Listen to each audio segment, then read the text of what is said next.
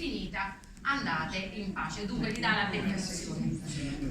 Piccolo aneddoto, ho scoperto recentemente che Giacomo Rondinella qua a San Severo faceva furore. Voglia.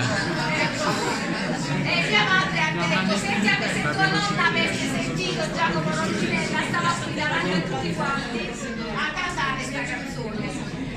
Io chiedo scusa a mia nonna dovunque si trovi, ma io Giacomo Rondinella non lo so. Ok, allora, questo era famosissimo. Allora, io voglio dire una cosa, siccome ha un intro molto particolare, comincia Ennio e poi noi lo seguiamo. Se la sapete cominciate con Ennio, se non la sapete come me. State zitto.